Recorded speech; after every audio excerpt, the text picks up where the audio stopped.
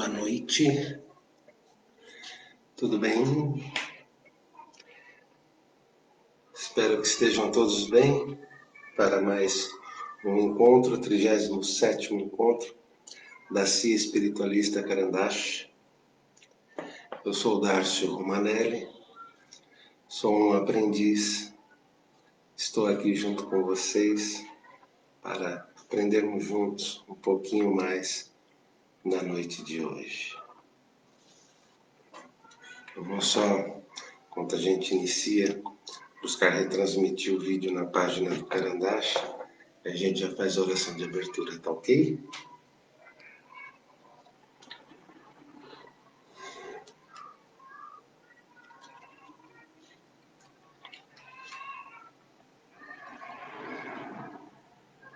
Vamos ver se eu consigo, que às vezes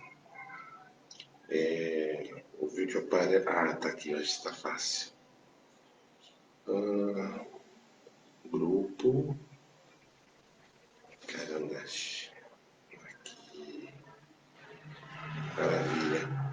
Às vezes aparece, mas aí não dá para compartilhar, eu me enrolo todo. Então vamos lá, vamos fazer a oração de abertura. E na realidade, para a oração de abertura, eu vou ler um texto que eu acabei de ler aqui no Facebook. E eu achei muito bonito, muito interessante. Que diz assim: quem luta está sujeito à morte, mas quem não luta já está morto. Sejamos destemidos e busquemos nossos sonhos com perseverança e garra. Por mais inóspito que seja o terreno, por mais desprovidos de armas que possamos pensar estar, olhemos dentro de nosso íntimo e veremos que lá está. A arma mais eficaz de todas, que é inerente à nossa essência, o amor verdadeiro. Com o amor venceremos todas as batalhas e lutas. E, se não for assim, pelo menos morreremos tentando. Desistir jamais, pois somos todos um no amor. E que assim seja. Que seja cada vez mais o amor a nossa diretriz maior. Boa noite, Adalberto, tudo bom, meu amigo? Seja bem-vindo aí para mais um encontro, né? Falar um pouquinho sobre amor, um pouquinho sobre espiritualidade, né? Aprendermos juntos.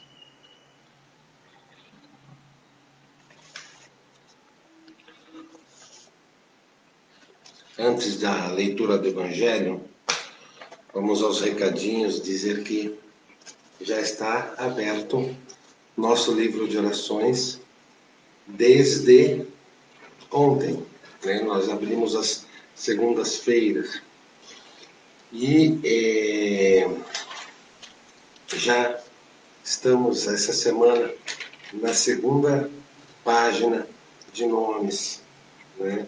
Então, se você tem um nome de algum ente querido, encarnado ou desencarnado, que gostaria de estar pedindo orações, é só colocar aí nos comentários, que depois nós passamos aqui para o nosso livro de orações, tá?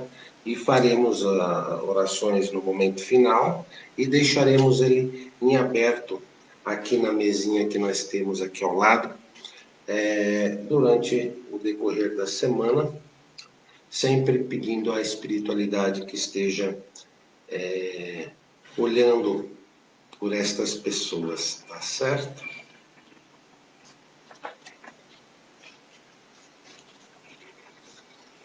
Então vamos lá, a leitura do Evangelho. O Evangelho a gente sempre abre de forma aleatória. Semana passada caiu os trabalhadores do Senhor, né? E vamos então agora ver o que a espiritualidade nos prepara, né? Nós gostamos de abrir de forma aleatória justamente por isso, para que a espiritualidade nos traga a palavra inicial do nosso encontro, tá bom?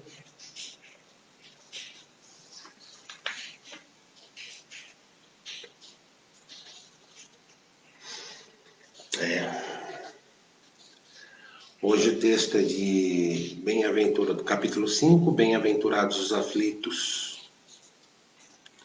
É permitido abreviar a vida de um doente que sofre sem esperança de cura? Texto de São Luís, Paris, 1860. Um homem está agonizante, vítima de cruéis sofrimentos. Sabe-se que seu estado não tem esperanças. É permitido poupar-lhe alguns instantes de agonia, apressando o seu fim?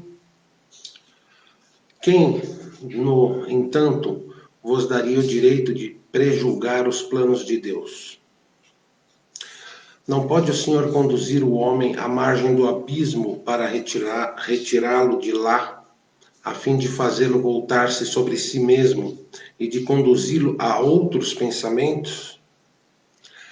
Ainda que se pense que haja chegado o momento final para um moribundo, ninguém pode dizer com certeza que essa hora tenha chegado. A ciência nunca se enganou nessas previsões? Sei muito bem que há casos que se podem considerar com razão como desesperadores, mas, se não há nenhuma esperança fundada de um retorno definitivo à vida e à saúde, não há também incontáveis exemplos de que, no momento de dar o último suspiro, o doente se reanima e recobra sua lucidez por alguns instantes? Pois bem, essa hora de graça que lhe é concedida pode ser para ele da maior importância, pois ignorais os pensamentos de seu espírito. Pode fazer nos momentos finais de sua agonia e quando os tormentos pode lhe poupar um minuto, um momento de arrependimento. O materialista que vê apenas o corpo e não se dá conta da alma não pode compreender estas coisas. Mas o espírita que sabe o que se passa além túmulo conhece o valor do último pensamento. Suavizai os últimos sofrimentos, tanto quanto vos seja possível fazê-lo, mas guardai-vos de encurtar a vida, que seja apenas por um minuto, pois esse minuto pode poupar de muitas lágrimas no futuro. Ou seja, quem sabe de nossas dores é Deus. Quem sabe o momento do início e o momento da partida é Deus. Nós estamos aqui em uma oportunidade única. Por mais que muitas vezes nós falamos assim que brincamos até, né? Ah, se eu não conseguir nessa encarnação, fica para a próxima, né? Eu posso reencarnar ainda trocentas vezes. Por mais que nós brinquemos assim, esta encarnação é única, né? Então, essa encarnação onde eu vim vestido nessa roupagem de Darcy é única. Pode ser que futuramente eu venha em outra roupagem, com outro nome, né? Para ter uma outra experiência onde vou acrescentar mais vivências, mais aprendizados para meu espírito, mas eu não devo me furtar de aproveitar todos os aprendizados nesta matéria que hoje nós chamamos de Dharma. E como diz o texto, tem aprendizados que são feitos lá na hora da nossa passagem. Então, para que abreviar?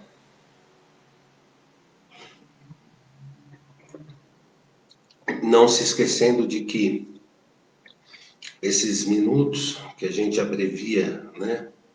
Quer abreviar, acha que deveria abreviar em uma vida, eles depois poderão se tornar horas numa próxima encarnação.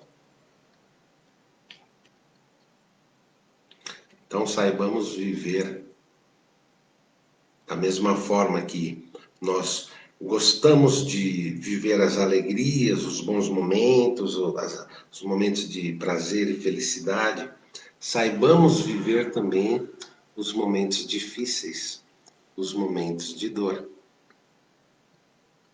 E um ponto fundamental nisso é sempre nos colocarmos na posição de aprendizes.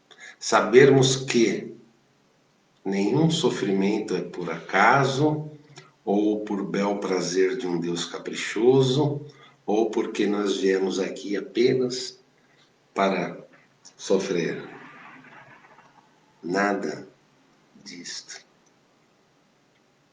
Em tudo na vida, nós temos a possibilidade de aprendizado. Nos momentos bons é uma maravilha, mas nos momentos de dificuldade, normalmente nós temos as maiores lições.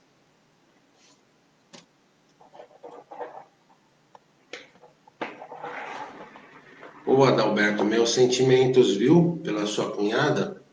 Depois, se você quiser me passar o nome dela, quiser passar pelo WhatsApp, fique à vontade. A gente coloca aqui também no nosso livro de orações, viu, meu amigo?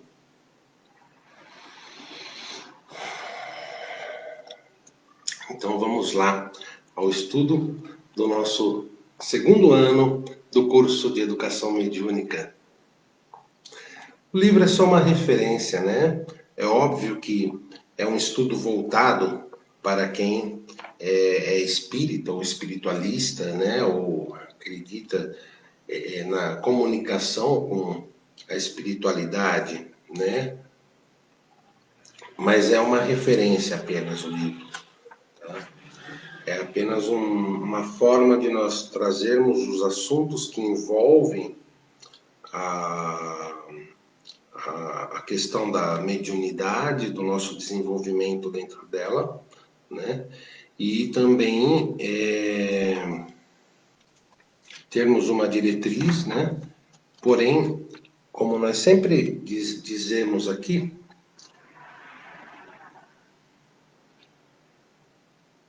há muito mais de sentimentos e do que nós aprendemos no decorrer de nossa vida a se colocar em prática do que os ensinamentos de um livro, do que a parte didática e técnica, né?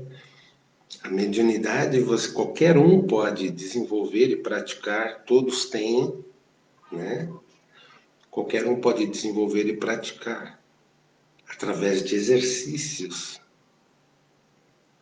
Porém, aqui nós passamos essa parte dos exercícios, mas buscamos prestigiar muito a parte da nossa melhora interior, dos nossos valores, da nossa forma de encarar a vida, para podermos aplicar isso também de uma forma melhor dentro da vertente que escolhermos dentro do espiritualismo, ok? A primeira parte do nosso encontro de hoje fala sobre médiuns escreventes ou psicógrafos. E aí o texto diz assim que dentro dessa característica mediúnica pode-se dividi-la em médiuns mecânicos, médiuns intuitivos, médiuns semimecânicos e de inspiração. 4 categorias, tá ok? médiuns mecânicos ou autômatos. São os médiuns que não têm consciência do que escrevem.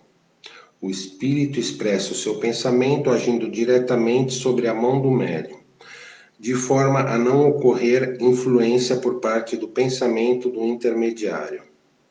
O médium toma conhecimento do pensamento do espírito depois que escreveu, na hora que alguém pega aquela psicografia e lê. Seria a mesma coisa do que do médium de incorporação inconsciente. Ou seja, seria uma mediunidade, uma prática mediúnica que hoje em dia está em desuso, ou deveria estar, né? Haja visto que nós estamos na era do pensamento, na era da informação, né? E é necessário, sim, que o médium tenha a sua parte atuante dentro da atividade mediúnica que desenvolve, certo?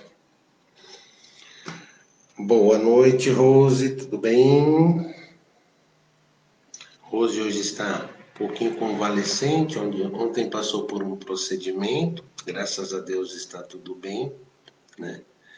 Mas estará aí nos acompanhando, fazendo o seu repouso, né?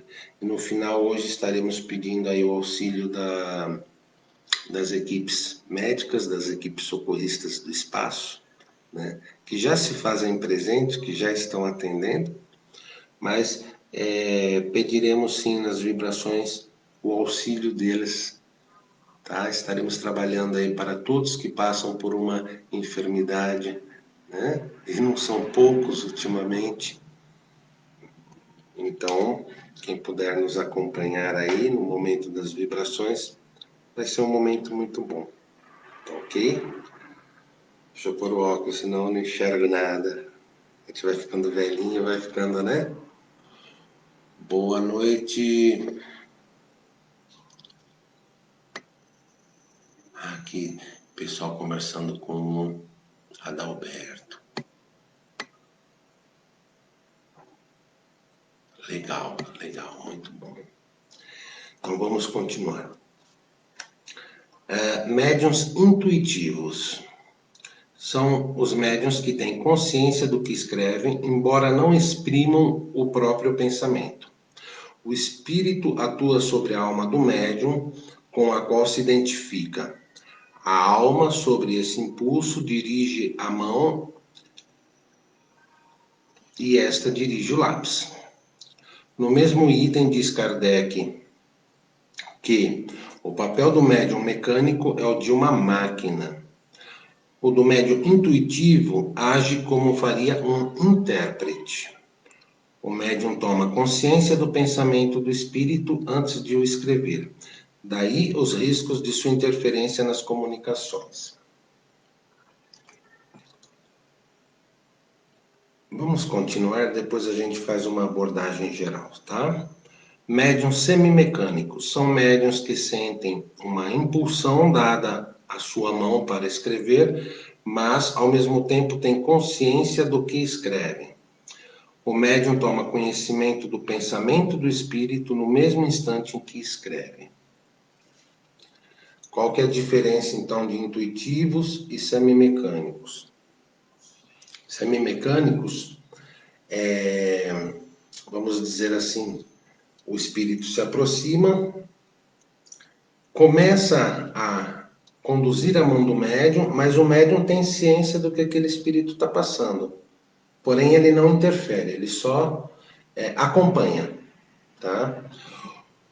O intuitivo, ele já não, ele já tem a consciência, como se fosse ditado a ele um pouco antes o que o espírito estará passando ao papel, ok? Por isso que nesse caso, ele pode até vir a intervir com o seu próprio pensamento. Porém, via de regra, um médium que é bem disciplinado, ele não estará intervindo. Salvo algum caso em que ele perceba que na reunião adentrou algum espírito brincalhão ou zombeteiro, o que é perfeitamente passível de acontecer. Nossa, Darcio, você está falando isso numa reunião séria? Pode acontecer? Pode. Pode sim. Ok? Basta um ou um pequeno grupo de médiuns não estar tão centrado na atividade, estar passando por algum momento difícil, alguma preocupação que o atormenta acima do que daquele momento em que ele está vivenciando na casa espírita, que ele pode ser a portinha de entrada de um espírito que esteja também passando pelo mesmo momento ou que queira trazer um pouco de bagunça ao recinto. Ok?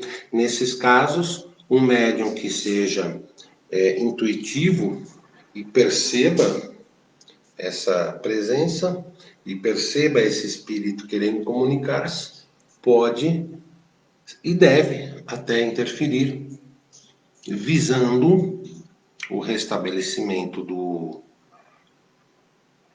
da ordem e, quiçá, o auxílio a esse espírito que está querendo se comunicar. Ok?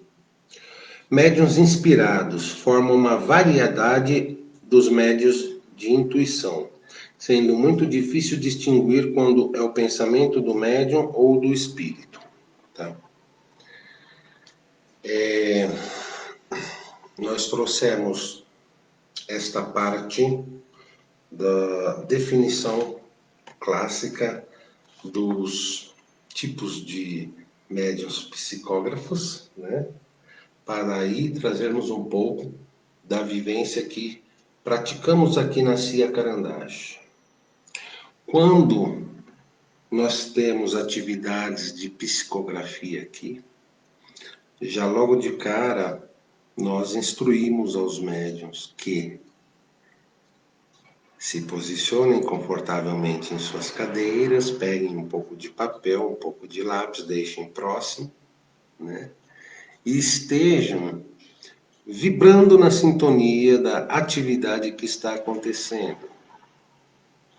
Principalmente quando está havendo desenvolvimento desse tipo de mediunidade, da mesma forma que nós temos médiuns passando pelo processo de desenvolvimento, nós temos também espíritos que vêm de encontro para aprenderem, né? A escola não é só do lado de cá, é do lado de lá também.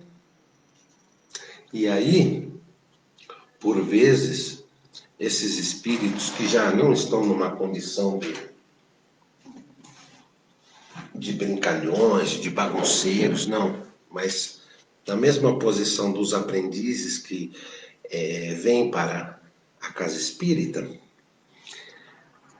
eles se aproximam para dar a sua mensagem. Né? Aqui nós facilitamos um pouco a vida, porque quando aprendemos tivemos que descobrir se éramos mecânicos, semimecânicos, né? Então nós queimamos essa etapa. Nós simplesmente falamos, coloque-se à disposição, né? Se sentir uma intuição, mesmo que você pense que seja a princípio um pensamento seu, pega a caneta e comece a escrever. Não precisa esperar para ver se sua mão vai tremer, se vai sair aquelas letras garranchadas ou letra de médico. Não, não precisa de nada disso. Precisa da sua predisposição, da sua boa vontade, que as coisas acontecem. Né? Não precisa também que você force uma situação. Porque tem médiuns que poderão vir a desenvolver esse mecanismo de mediunidade, né? E trabalhar em uma das áreas desse tipo de atividade. Quais são as áreas? Vamos listar aí Por exemplo,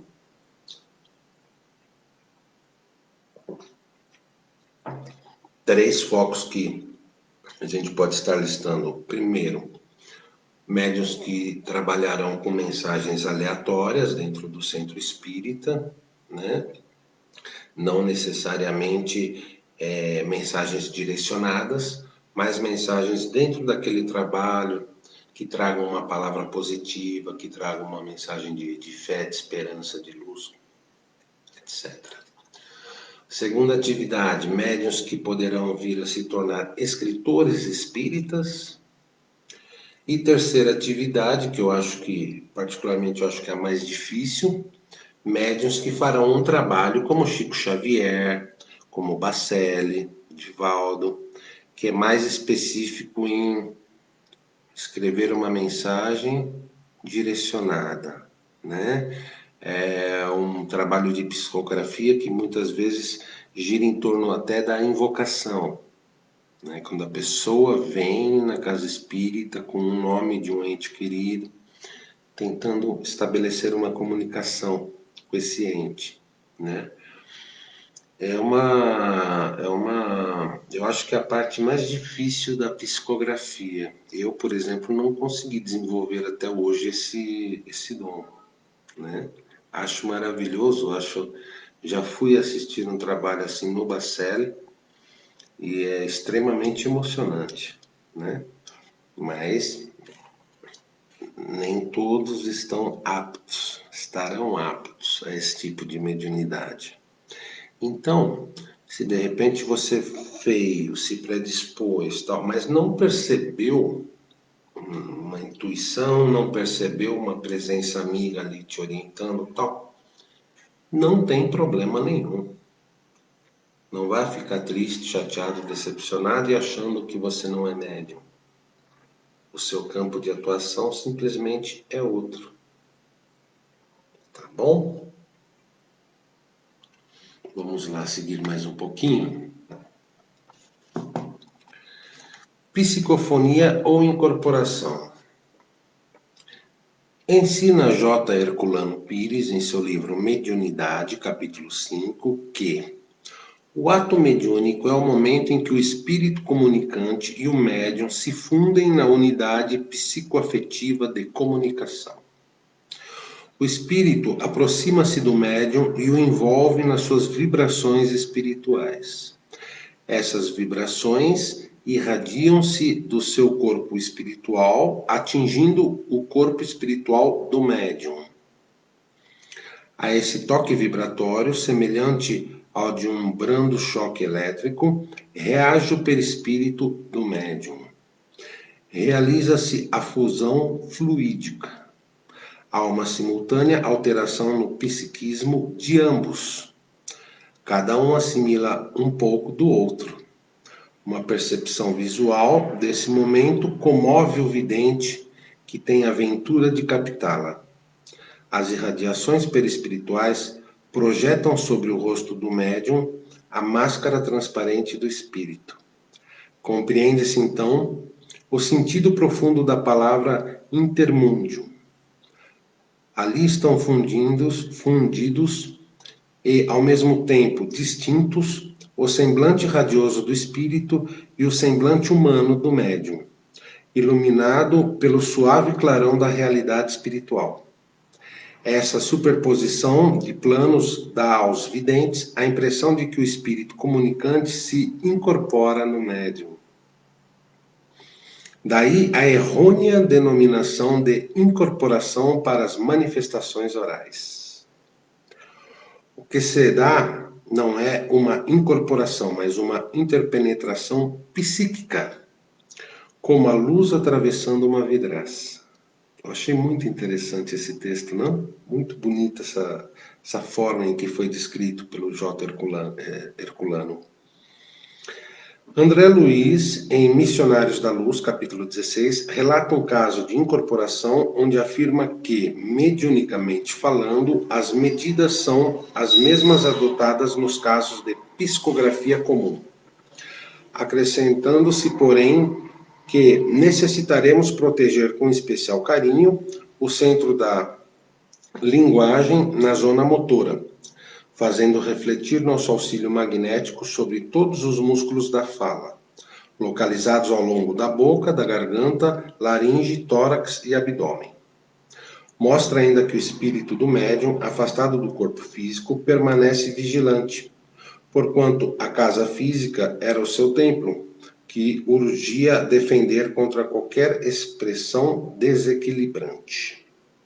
Diz ainda André Luiz que o processo de incorporação comum era mais ou menos idêntico ao da enxertia de uma árvore frutífera. Olha que bonito isso daqui, né?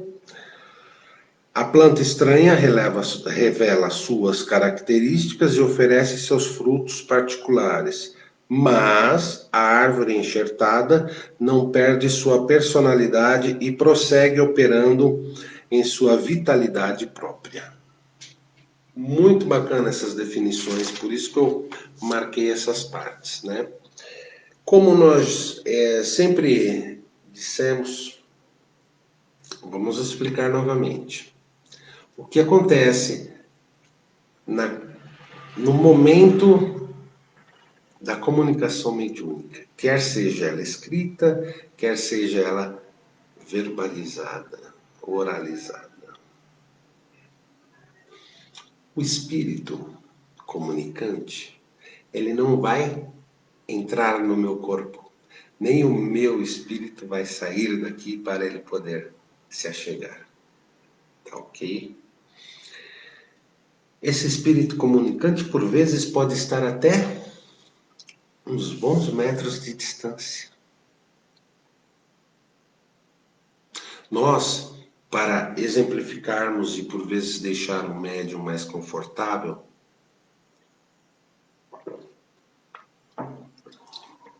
por exemplo, quando fazemos o passeio, que daqui a pouco a gente vai passar por ele rapidamente para relembrar, nós sempre dissemos assim que o espírito comunicante ele está próximo de você, né? Então, naquele momento do passeio, por exemplo, quando há o contato, a gente diz assim, né, sinta ele fazendo contato com você. Não necessariamente ele está aqui do meu lado e vai pôr a mão no meu ombro, entende?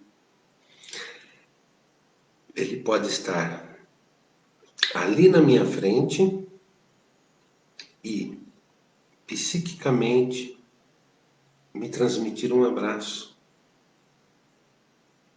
Ou fazer com que eu sinta a mão dele no meu ombro. Mas ele não precisa estar necessariamente aqui do meu lado, né? E tudo é feito pelo mental. Todas as comunicações. Até de um baiano, de um preto velho, onde está, né? Por vezes a gente vê certos estremeliques do médium, né? O caboclo chega, o médium se agacha no chão, bate no peito, brada, né? Até aí é feito de maneira mental. Por isso que logo de cara, quando os médiuns começam a desenvolver a incorporação aqui na Cia Carandache, nós logo instruímos que o médium tem que se concentrar, tem que entrar na sintonia daquela espiritualidade, mas tem que saber que seu corpo, quem controla, é você. Então, aquele espírito que vai se comunicar na roupagem de um caboclo, de um baiano, de um preto velho, um guardião, um Exu, ele é um espírito de luz, ele é um espírito que já tem o seu esclarecimento. Ele não vem aqui para te deixar tonto, para te derrubar no chão, para te fazer passar vergonha, nem para te machucar, muito menos para isso. Então, dentro dessa comunhão que é feita, ele fará a parte dele, você fará a sua parte. De se concentrar, de entrar na sintonia, de sentir, sabe, toda aquela aquela carga magnética que ele vai te transmitir, mas saber que você tem que estar ali firme e forte para receber, para se deixar levar pela condução que aquele espírito dará, sem que haja necessidade de quedas, ou de muitos pulos, ou de muito, né? Você é parte integrante do processo. Assuma a sua parte e faça bem feita.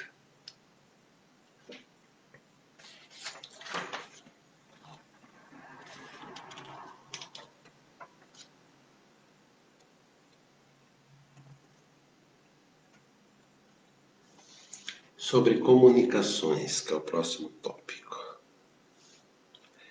Erasto, no Livro dos Médiuns, parte 2, capítulo 20, item 230, recomenda ser preferível rejeitar 10 verdades a admitir uma única falsidade, uma só teoria errônea. Isso encerra uma lógica inconteste, pois uma verdade, se for rejeitada numa determinada época, ressurgirá mais tarde com um novo ímpeto, ao passo que uma mentira, se for aceita, poderá acarretar grandes danos. Aqueles que buscam o espiritismo ou espiritualismo por curiosidade e no intercâmbio com o plano espiritual solicitam exclusividade, poderão estar sujeitos a fracassos e erros. O egoísmo fecha as portas às aquisições morais. O relacionamento com os que estão no mundo espiritual deve ser de respeito e nunca de interferência para a solução de problemas pessoais. No mais, os bons espíritos não mandam o homem fazer isto ou aquilo, interferindo em seu livre arbítrio. Porquanto cabe ao homem a responsabilidade de seus atos. Lê-se no Evangelho segundo o Espiritismo a seguinte recomendação: não vos digo o que deveis fazer, deixo a iniciativa aos vossos bons corações, pois se eu vos ditasse a linha de conduta, não teríeis o mérito de vossas boas ações. Allan Kardec, quando da codificação do Espiritismo, não aceitava uma mensagem para publicação sem fazer criteriosa análise dela, comparando-a com comunicações de mesmo teor, recebidas em outras regiões do mundo. Afirmava Kardec que, em sua posição, havia recebido comunicações através de diferentes médiuns, vindas de muitos centros espíritas sérios, espalhados por diversos pontos do mundo, estando, portanto, em condições de aquilatar quais os princípios em que a concordância se estabelecia. Ou seja,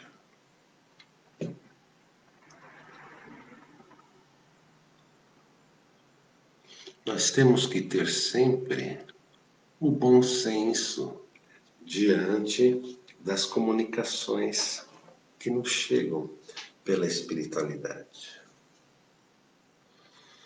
Nós estamos numa época em que têm aparecido muitos profetas trazendo mensagens canalizadas, maravilhosas. E quando você lê a fundo aquela mensagem com calma, você percebe lacunas que por vezes não trazem um enriquecimento a quem as lê. Um enriquecimento de informação, de crescimento espiritual, de algo que lhe abrande o coração. Muitas das vezes trazem só palavras difíceis ou palavras bonitas, em mensagens que não têm conteúdo. Então precisamos ficar atentos a isto, né? Da mesma forma que por vezes nós vemos aí alguns questionamentos, principalmente nas redes sociais, de pessoas que passam com um guia, com um médium, né? E este, ou guia, ou médium, tanto faz, lhe traz informações que lhe deixam perturbada. Por exemplo, olha, eu estou vendo que há uma nuvem negra ao seu redor. Você precisa se cuidar. E não dizem de que forma a pessoa tem que fazer para se cuidar. E não dizem por que esta nuvem negra está ao redor da pessoa. Entende? Ou seja, são mensagens que trazem só medo, pavor. Então, ali não está havendo um trabalho de efetivo resultado satisfatório.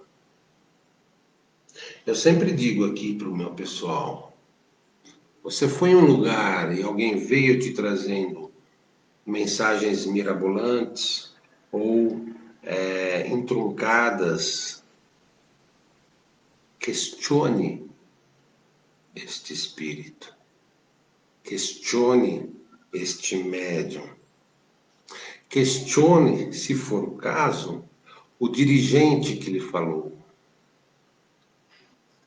É preciso sim questionar. Nós estamos todos no mesmo patamar vibratório. Ninguém é mais que ninguém. E se aquela pessoa ou aquele espírito tem a boa intenção de lhe auxiliar, mas não ficou explícita essa boa intenção, se você questioná-lo, ele não irá se irritar. Pelo contrário, ele irá buscar uma outra forma de lhe dizer como solucionar a questão que ele lhe trouxe. Irá fazer isso com muito amor e muito carinho. Então, é necessário sim que nós saibamos interpretar e questionar acerca das comunicações que nos chegam. Bem como é necessário, sim, que nós, por vezes, deixemos de lado comunicações que não nos acrescentam nada.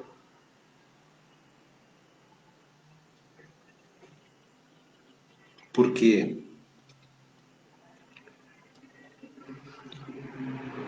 aquele momento em que vamos perder com aquela comunicação que ficou falha, e vamos perder em preocupação, em cabeça quente, nervoso, etc., nós vamos deixar de estar aproveitando para absorver uma boa comunicação.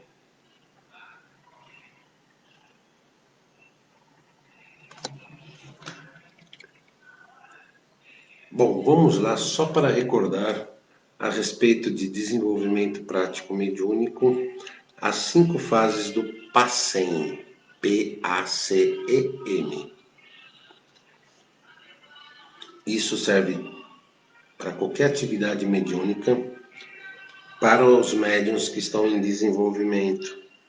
É uma palavrinha que auxilia muito no seu contato com a espiritualidade. Essa palavra PACEM, cada letra dela é uma etapa do aperfeiçoamento do médium, sua caminhada para o estreitamento junto à espiritualidade. Então, o P é a percepção de fluidos. Entrou-se no momento mediúnico. É pedido que todos se concentrem, né? Fiquem acomodados, se concentrem, ou em pé ou sentado, depende de onde está ocorrendo, né? Do formato que a casa adota para o seu trabalho mediúnico. E aí, num primeiro momento, você tem a letra P, que é a percepção de fluidos. A espiritualidade vai começar a projetar fluidos nos médiuns daquela roda. Então perceba como esses fluidos chegam até você. Se nós estivermos falando apenas com um grupo de pessoas que frequentam o espiritismo, a prática mediúnica embasada nos ensinamentos de Kardec, esses fluidos virão de quem? De mentores, né? No espiritismo não há os guias que trabalham na Umbanda e outras denominações. Guias são falanges de espíritos que se revestem de uma roupagem fluídica, né, e atuam naquela linhagem. Baianos, pretos velhos, caboclos, crianças, marinheiros, boiadeiros, seclintras, né? No espiritismo não tem essas linhagens. Então o que que tem? Os mentores. Então é até um pouco mais difícil, né? Porque o médium poderá atuar em uma noite com vários mentores ali lhe auxiliando, mas ele não terá, por vezes, a definição exata de quem é aquele mentor, né? Pode ser que num trabalho contínuo, esse mentor, se houver autorização da casa, comece a colocar o seu nome. E aí sim, talvez ele tenha um amigo que se identifique, que ele vai começar a ter essa a proximidade maior, né? O que na Umbanda já é de certa forma, um facilitador, né? Porque, por exemplo, nós pegamos uma linha de baianos, nós teremos lá, vamos supor que aqui nós temos vários médiuns, né? Você vai ter Zé dos Cocos, João dos Cocos, né? João dos Coqueiros, por aí vai, né? Tem vários nomes dentro da linhagem de baianos, né? E aí, vamos pegar no meu caso, eu atuo com o Zé dos Cocos e com o Zé dos Coqueiros. Quando há a aproximação deste amigo, ele faz a sua projeção de fluidos e eu já consigo perceber, opa, Zé dos Cocos está próximo. Eu aponto assim só para a gente ter a referência, tá, gente? Zé do Coco já está próximo. Entende? E aí eu já vou me sintonizando dentro da energia dele. Isso é o trabalho com a percepção de fluidos. Ok? O próximo passo é a aproximação. Esse próximo passo é como eu disse a vocês, para o nosso um facilitador para o nosso estabelecimento de contato com esse amigo, né? Por vezes o Zé dos Cocos pode estar ali na frente, né? E quando se fala em aproximação, ele pode aumentar a fluidificação de sua energia para que haja essa aproximação, para que eu perceba, entendeu? Depois, o terceiro passo é o contato, onde os nossos espíritos se contatam, né? É necessário que haja esse contato físico de espíritos? Não, não é assim. né? Mas, via de regra, para dentro deste facilitador do passeio, a gente consegue até perceber, né? É como se o baiano, nesse momento, chegasse bastante próximo, tá? E aí é feito o envolvimento e a manifestação. No envolvimento, você já permite que o guia tome conta do seu mental, suas cordas vocais, seu sistema nervoso, que é por onde ele irá se manifestar, se projetar, né? Então, é desta forma, você seguindo esses 5 passos, é óbvio que não adianta você querer fazer isso sozinho em casa, sem orientação, né? A gente traz essa parte aqui para mostrar como funciona, né? Mas para fazermos de fato acontecer, teremos ainda que aguardar o final da pandemia para termos as reuniões presenciais e aí sim fazermos um desenvolvimento com segurança, né? Bom, sobre a parte de estudos do livro hoje, é só isso. Porém, queremos abordar um outro tema, que é o que? Carnaval e Quaresma. Eu estava lendo hoje um pouquinho a respeito de carnaval, né? Muitas vezes as pessoas associam carnaval a uma festa pagã e que ela é o início da quaresma da Igreja Católica. Alguns até associam essa festa ligada ao catolicismo. Porém, só estudar um pouquinho nós veremos que o carnaval veio muito antes do catolicismo existir.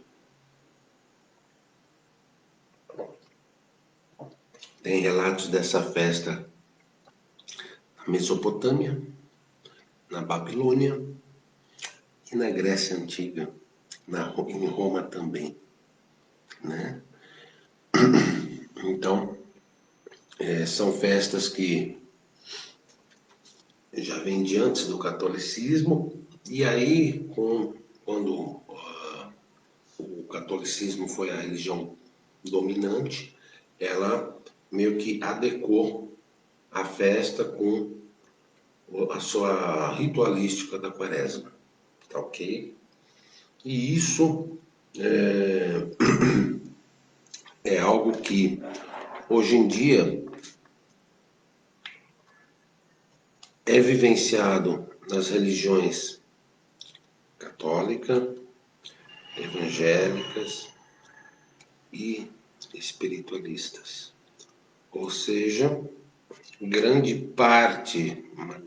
parte da população mundial tem seus ritos e suas vivências dentro deste período, né? Nós vamos falar sobre a vivência do modo em que enxergamos aqui nos nossos estudos, ok? Desta forma, nós vamos dizer que carnaval é uma coisa ruim? Não. Carnaval, assim como tudo que existe nessa experiência da encarnação, tem seu lado bom e tem seu lado ruim. A festa em si não é algo ruim. O que é ruim é o que move dentro de alguns homens, que aproveitam deste período para soltarem o seu lado que fica guardadinho ali o resto do ano, né? Se você for olhar de uma maneira social, carnaval até que é algo bom. É um momento em que as pessoas ficam felizes, as pessoas brincam, dançam, pulam, né? Se você tirar aquela parte que por vezes estão inseridas viciações e os proveitos que não são bons, você vai enxergar aí famílias que se encontram nesta época, pais e filhos que vão brincar de carnaval nos salões, nas ruas, sonhos se realizando. Isso sem contar a movimentação econômica, que é imensa. Então, carnaval não é de todo ruim, não. Muito pelo contrário, né? Carnaval movimenta muito a economia. Não só a questão dos ganhos com os desfiles e tal, mas isso gera renda para muitas famílias que vivem basicamente disso, se não o ano inteiro, uma boa parte do ano, né? Muitas costureiras, muitas pessoas que trabalham nas alegorias, né? Movimenta muita economia com a questão do turismo, então ele tem o seu lado bom, tá? Ah, e a questão do lado ruim, que é o que, né, a gente precisa adentrar. A questão do lado ruim, ela é bem simples de se abordar. Se você é uma pessoa que está aqui sem saber exato o que está fazendo e que aproveita esse momento para soltar os seus bichos, exacerbar suas viciações, vivenciar os seus prazeres de forma irrestrita, você terá suas consequências.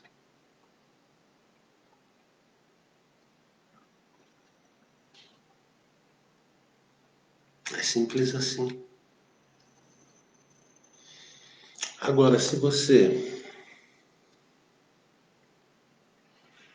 já está num nível de aprendizado em que você pode até sair e brincar, se divertir, aproveitar esse momento para relaxar, estudar, né? Mas tem aí até seus vícios, porque a maioria aqui tem seus vícios, né?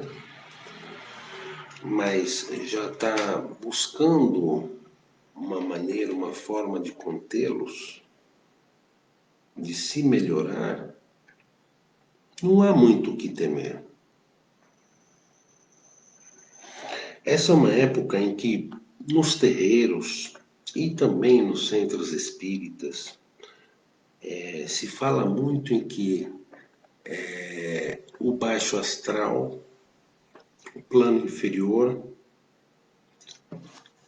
tem a sua saidinha e vem aqui para o orbe para auxiliar os que estão desajustados a se desajustarem mais ainda, né? Provocar os viciosos a caírem, entrarem de cabeça em seus vícios, os desequilibrados, né? E isso acontece? Sim, nós acreditamos que acontece. E todo mundo está vulnerável? Claro, todo mundo está vulnerável, né? Você partindo do pressuposto em que não há, na espiritualidade não há privilégios, todos estão vulneráveis. Porém, porém, você é seu porto seguro.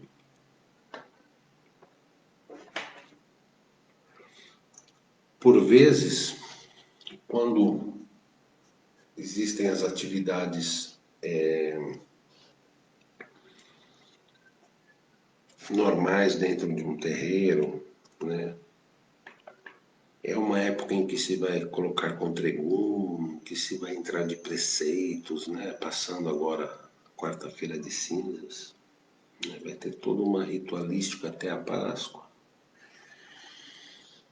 de preservação dos médiuns, né? Aqui tem mais o orar e vigiar, né? Na casa espírita há uma orientação maior a respeito disto, né? Só que, se você é uma pessoa que normalmente já está fazendo a sua parte, não há muito o que temer, não. Isso não quer dizer que eu esteja te dando um aval para ir em vigilância. Isso quer dizer que, se você está buscando fazer a sua parte da melhor forma dentro do que você aprendeu e dentro do que rege um bom senso, né, comum dos ensinamentos que a espiritualidade nos traz, você automaticamente já se eleva a um patamar vibratório melhor. Então não haverá tanta necessidade de tanto resguardo, de tanto proteção. A gente vai cair sempre na, na velha prática que a gente diz aqui. Seu guia. Sua cabeça é o seu guia.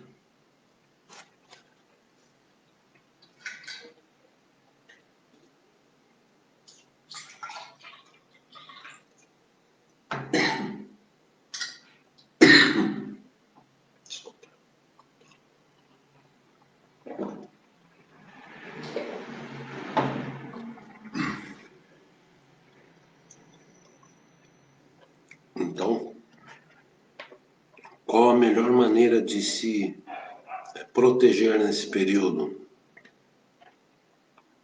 Eu preciso elevar as minhas orações, eu preciso entrar em preceito, eu preciso usar 300 contregum nos braços.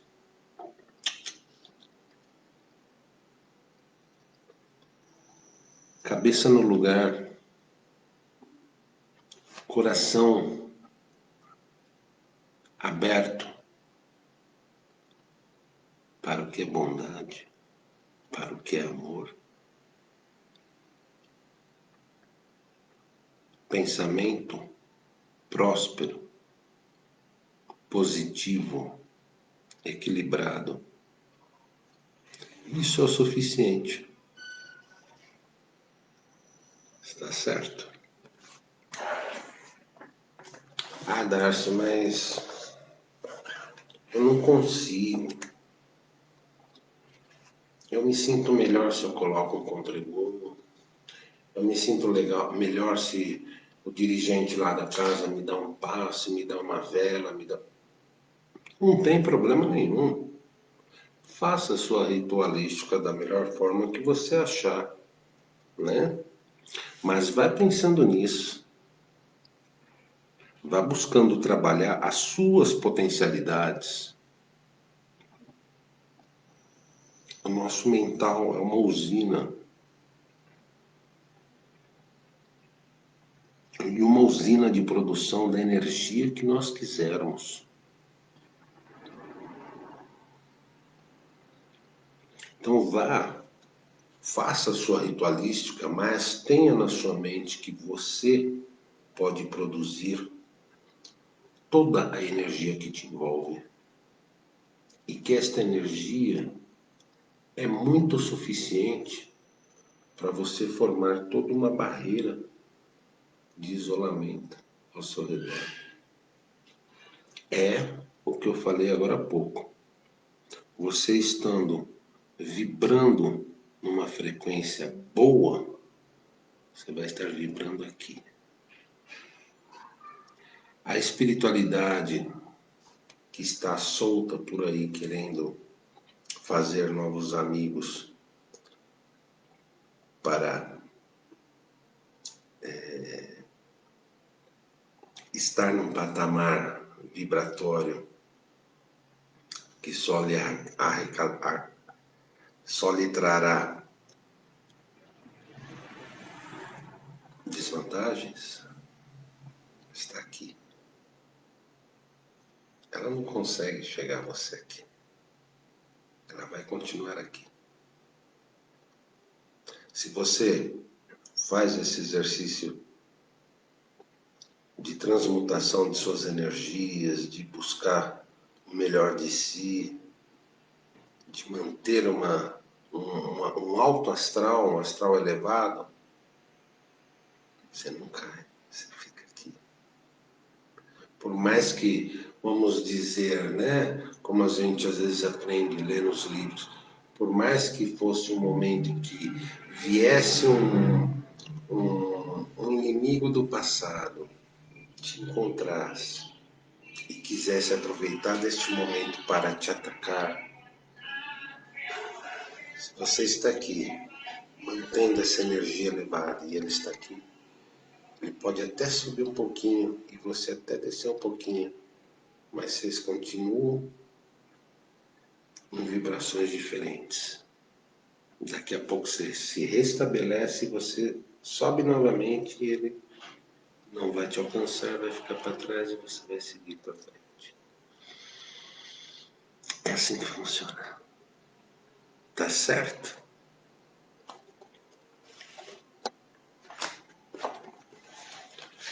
Para nós encerrarmos, eu vou ler uma outra passagem que eu também peguei hoje nas redes sociais, que eu achei bastante interessante e que tem a ver com isso que nós explicamos aqui rapidamente. Questão das viciações, né, e etc. Era um texto que falava sobre André Luiz, e aí as pessoas começaram a comentar, né, nos questionários acerca dele ter sido considerado um suicida porque ele bebia e fumava tal, né? E eu fui lendo alguns comentários e achei interessante e trouxe aqui para vocês. Então,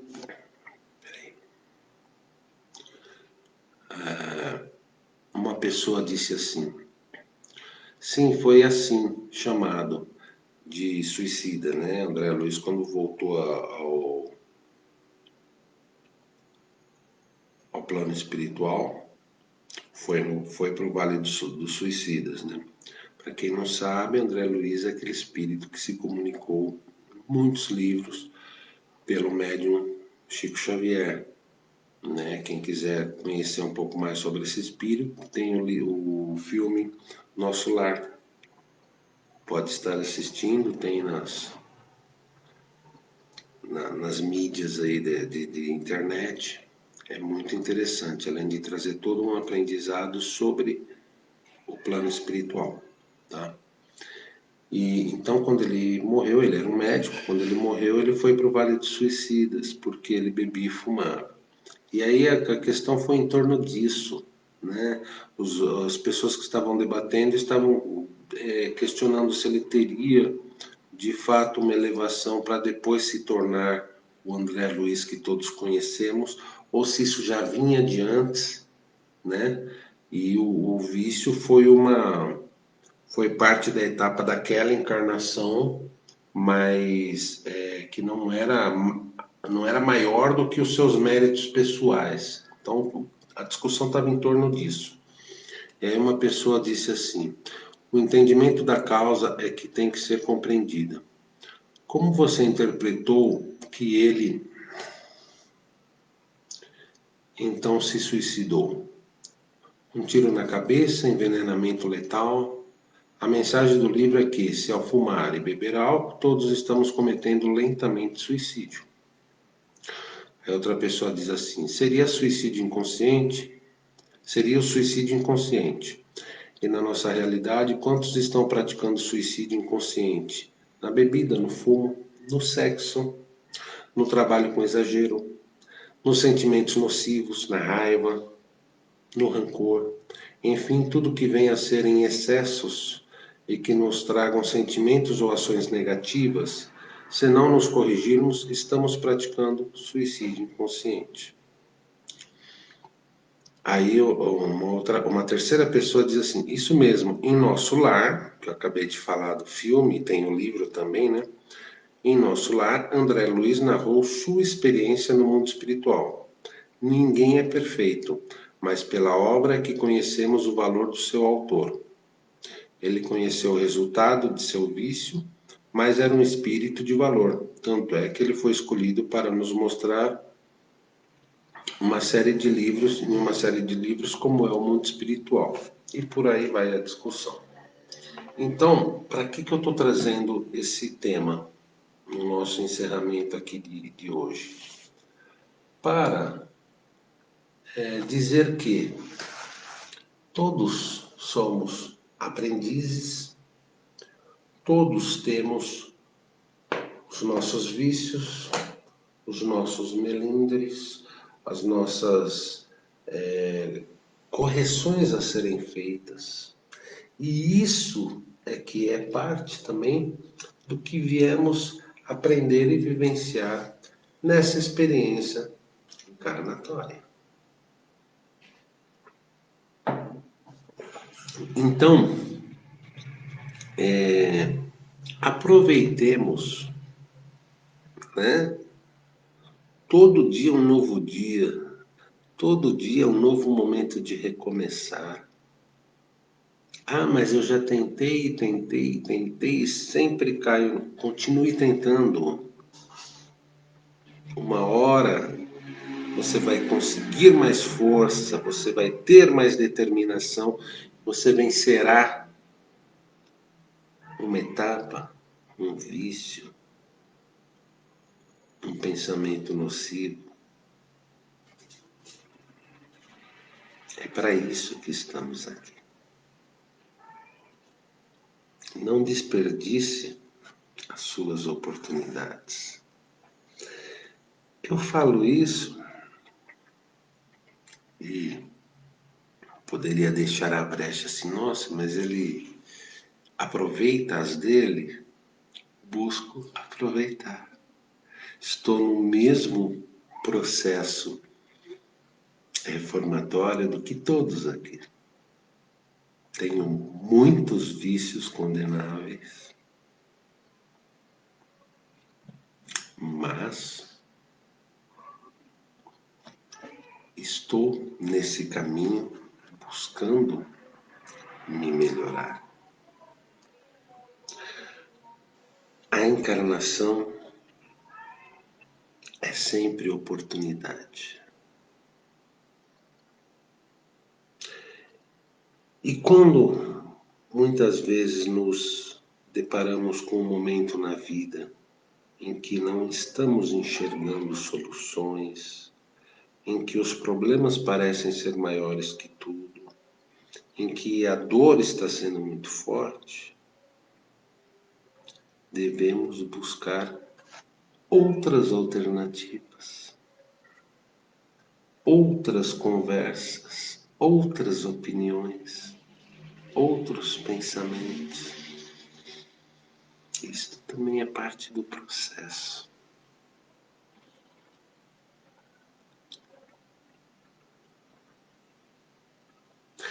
Eu peguei para mim, já há um bom tempo atrás, que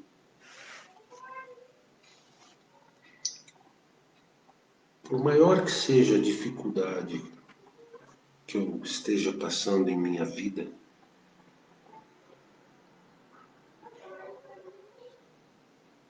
eu vou encará-la como um ensinamento a passar.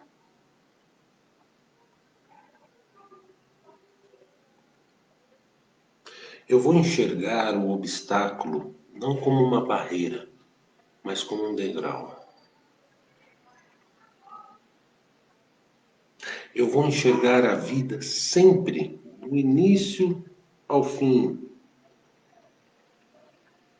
Ao dia que eu fizer minha passagem para outra esfera espiritual, eu vou enxergar como uma oportunidade.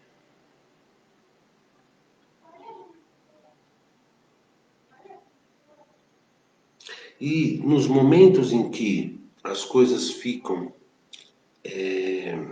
difíceis, por vezes até desesperadoras, por mais que venha o nervoso, o medo, eu vou buscar dar um jeito de ou me centrar, ou mudar o foco, ou buscar observar de uma forma diferente para encontrar soluções. Mais uma vez, vamos deixar aqui bem explícito: Deus não nos criou para nós ficarmos sofrendo, para termos uma vivência de tristeza e dor, para tropicarmos em todas as pedras que aparecerem em nosso caminho. Não.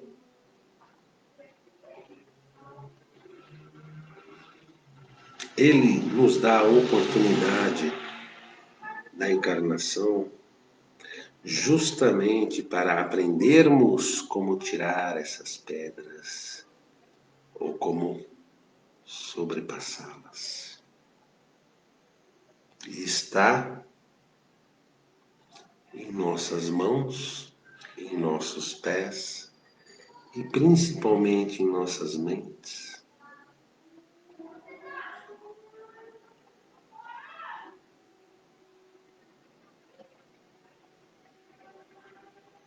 A grande busca dos mecanismos para estarmos sempre nos superando.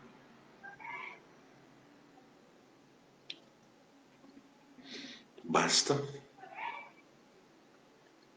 irmos atrás.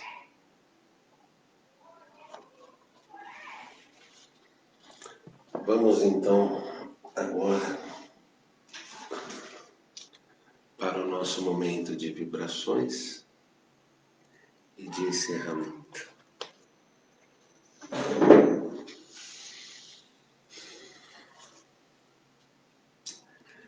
Então,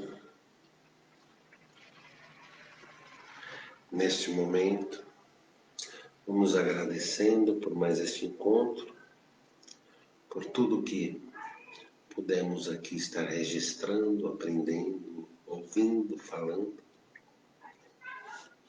E vamos nos preparando então para fazermos a captação de fluidos.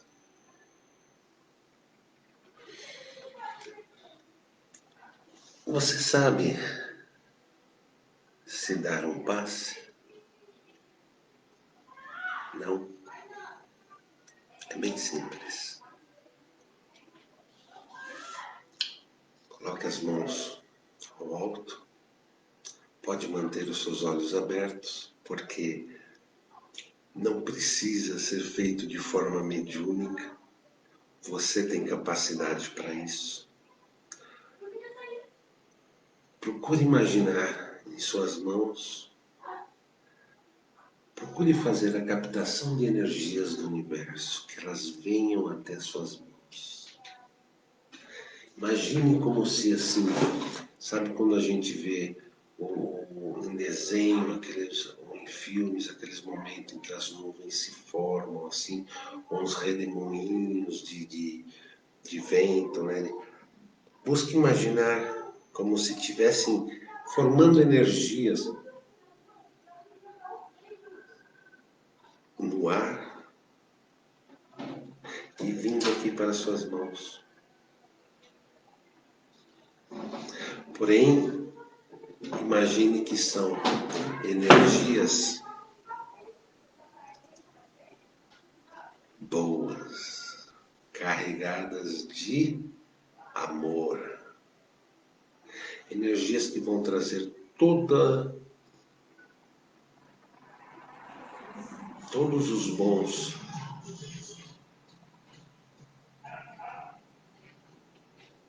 as boas cargas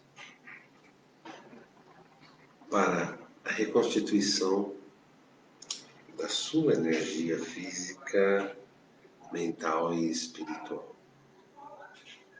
Então imagine vindo para suas mãos energias de saúde,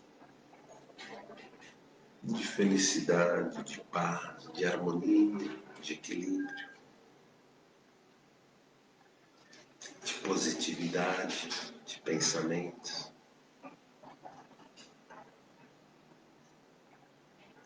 E aí,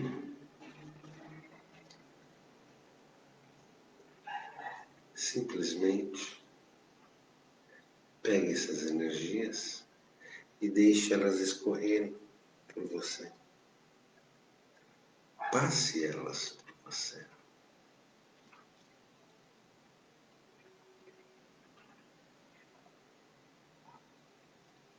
Imagina como se estivesse se limpando, que nem você faz quando toma o seu banho.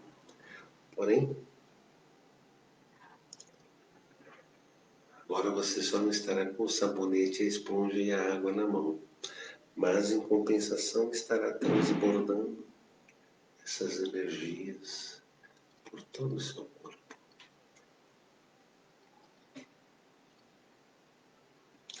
Aí vá percebendo aquela energia desgastada descendo pelos seus pés, voltando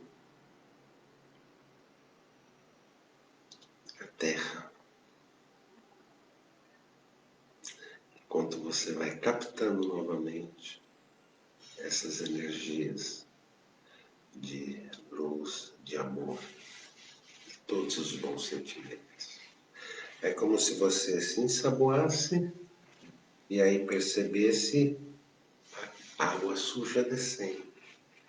E aí novamente você capta mais água limpa e joga. E deixa vir. E deixa fluir.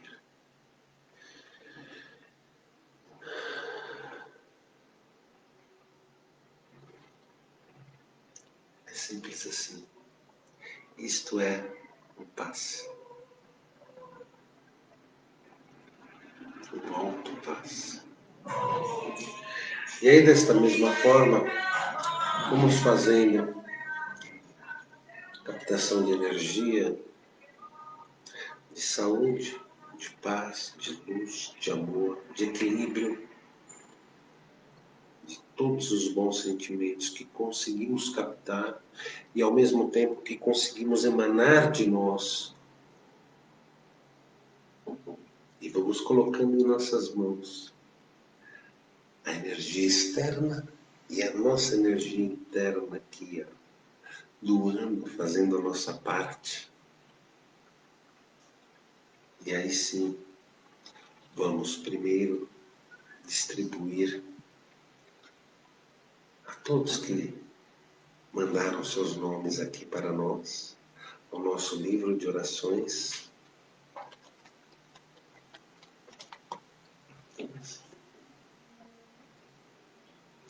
E aí já pedindo também que a espiritualidade amiga esteja olhando e orientando cada um desses nomes, a cada uma dessas pessoas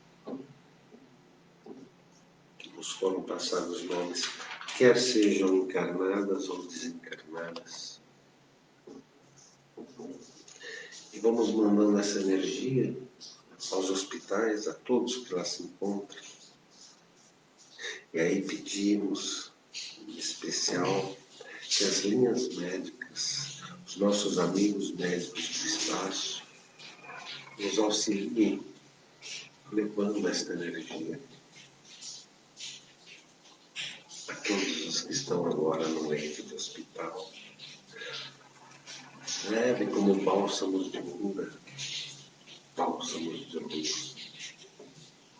Nós, de nossa parte, não vamos enxergar um doente. Vamos enxergar e projetar cura. Uma pessoa que está encontrando a sua cura, o restabelecimento de sua saúde.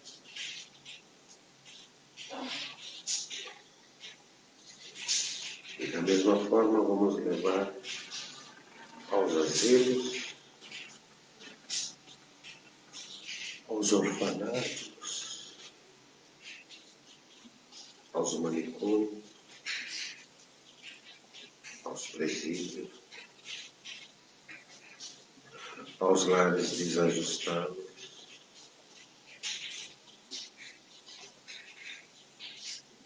pedindo luz, harmonia, equilíbrio, paz, felicidade, toda sorte de bênçãos advindos do nosso Pai Maior. E desta forma, vamos encerrando o nosso encontro desta noite, agradecendo a espiritualidade que esteve presente,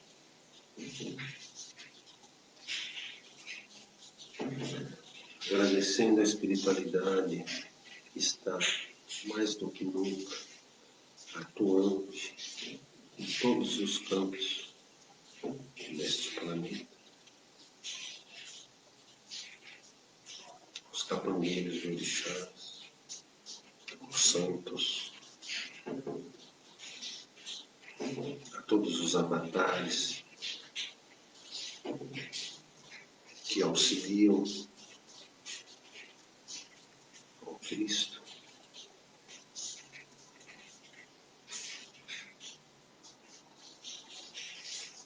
na regência deste planeta. Nos agradecendo a vida, agradecendo esta grande oportunidade, agradecendo por nossa casa, nossa família, nossos amigos,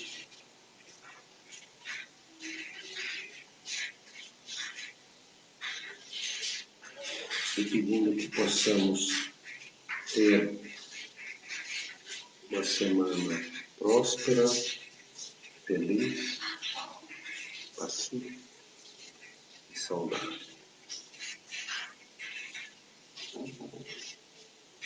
Que assim seja, graças a Deus e graças a Deus. Gratidão a todos que estiveram conosco. Ótima semana. Até semana que vem.